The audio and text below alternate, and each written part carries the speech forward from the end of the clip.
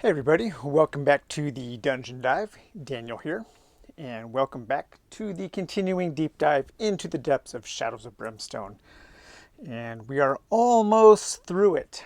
I think this episode, is going to be the final look at anything official.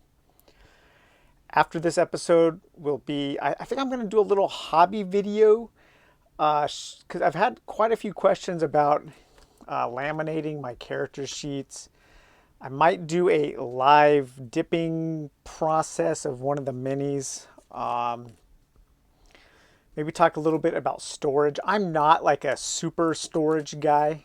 I do just enough to get by. I know there are some people out there who are absolutely crazy with their, in a good way, with their Shadows of Brimstone storage. Because if any game needs a crazy good storage solution, it is Shadows of Brimstone.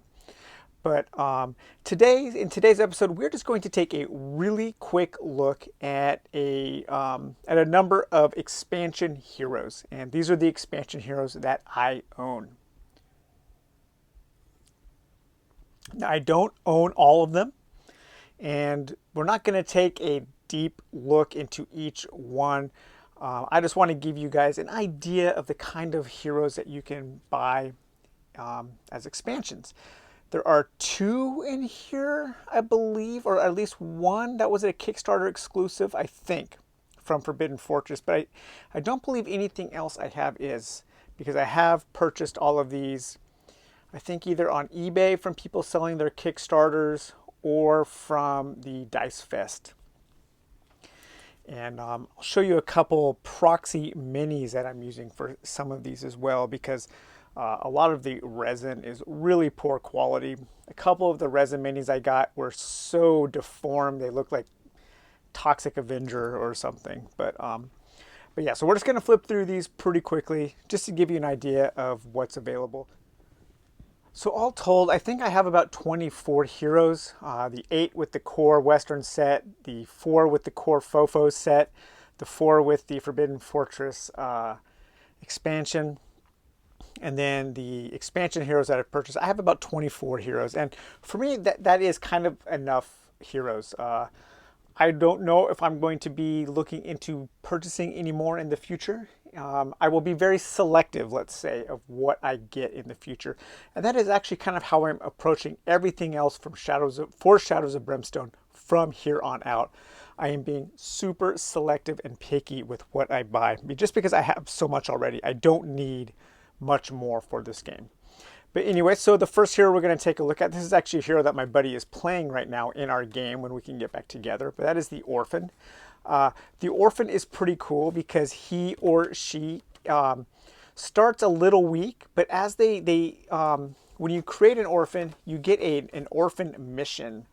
And in that mission, you draw a card, and then you get to do something that card says. It's like a little side quest. And when you pass it, you get to pick one of the other expansions to kind of dual class. So it's kind of like you are discovering who your parents were, and then you age into that other class. So it's pretty cool. It's neat. It's a neat idea. And my buddy who's playing it is playing a boy Orphan, and he has named him Jake, as in the Dark Tower. So the two minis that I have are the official minis, and I do have the girl version and the boy version, and they're okay. So that is the Orphan there. Okay, next up is the Darkstone Shaman, and I believe that the female version is the canonical shaman. She's pretty cool. She or he is pretty cool. They are like, they are shaman, and they have magic. They have tribal magic that they come with. So they have a deck of magic cards. So if you want more magic, if you want more sorcerers and magic users to pick from, the Darkstone Shaman is a good and interesting choice. They also come with this cool like summoning magic circle that you get to lay out on the map. Now that is and additionally they can shape change into either like a bear, or you get this cute little like a field mouse token. And I love using that. That's really cool. They can go into like an animal form. I do not have my original resin pieces for these were just so messy. So I went and found this proxy here to use. I think I just Amazon, I searched like shaman model, tribal shaman miniature, and this came up. So it's kind of a perfect model to use. So, and we can also use that for another character we will take a look at in a minute. So that was the tribal shaman. Next up is the Frontier Doc. So he's one of the earlier expansion heroes, the Doctor. And there's the Doctor's sheet there. I've actually never played the Doctor. He does come with he has these bottles that you can capture specimens in. Kind of interesting. Here's his, he can focus on healing, science, field work, or research. So kind of another healer, but also he has that kind of utility class of studying the things that you are going up against.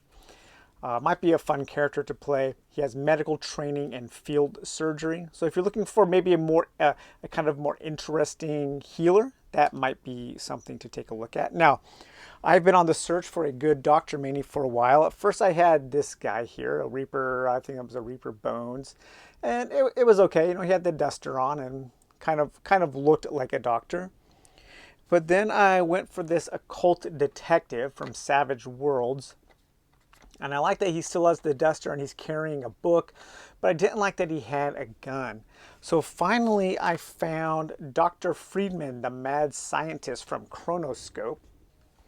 And we have the mini here that I'm going to be using for the Doctor. And that is just absolutely perfect. He's got the beaker and the bottle and everything. He's got the duster. He's got the kind of crazy hair. So this is going to be my Doctor Mini that I will use when we play. All right. Next up, we have looks like I got a little bit of out of order here, but we have the Giargano Native. So this is a person who was living in the swamps of Giargano. And looks like the male is the canonical version of that. He has hunter's reflexes and primitive. He can't use guns, books, or tech items. So he's kind of like back from the past and he's brought forward into our time or their time. I don't have a miniature for him. I think it was resin, I believe, and I just don't like using resin.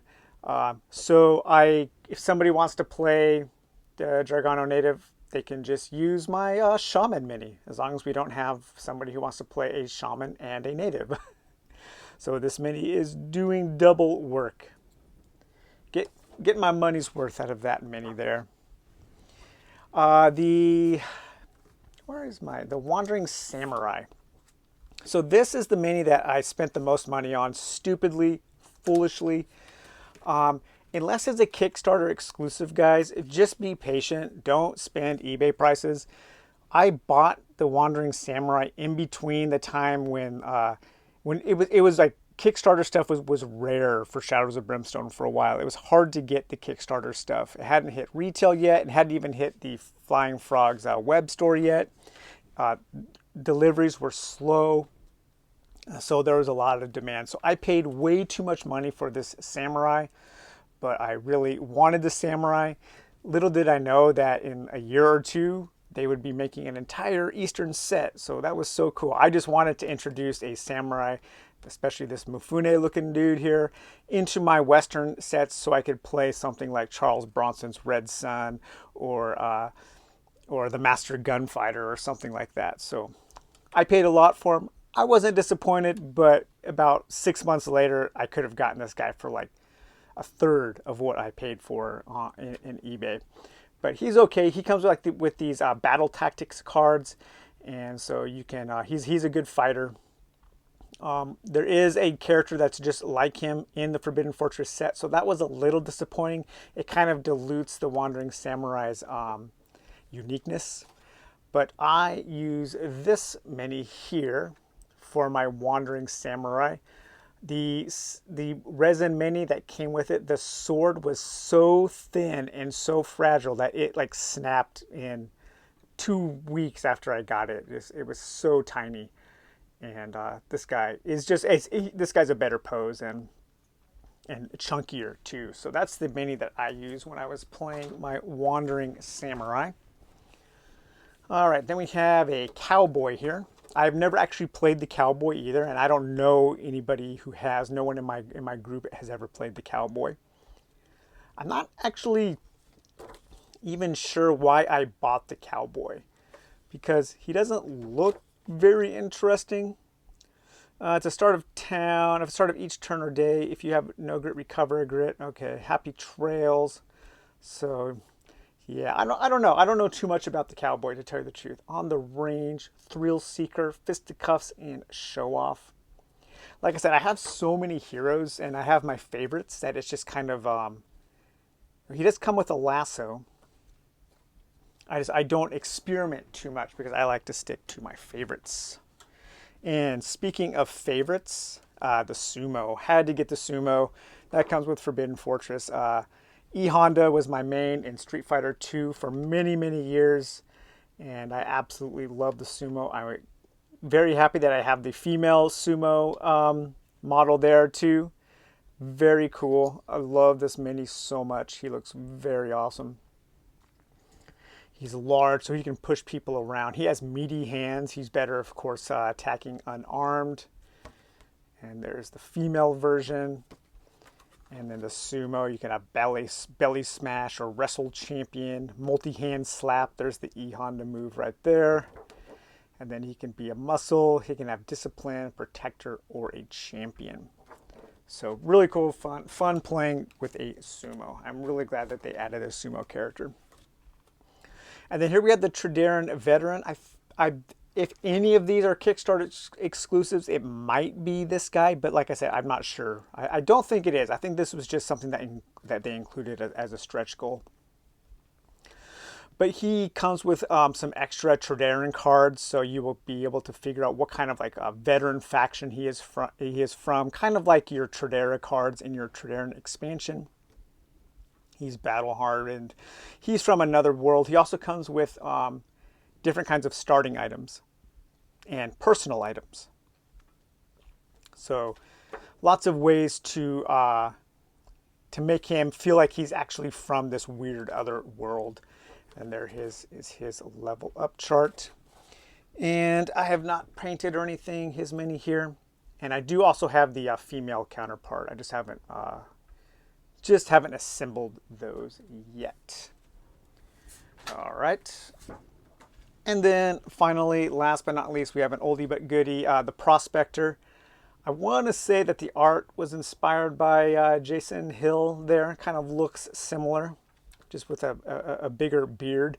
He's crotchety. He can't use guns or tech items. He's an expert miner. He has a death blow. He is armed with this pickaxe, which is totally awesome. And I think it's hilarious playing this as this old lady Prospector. She's super cool.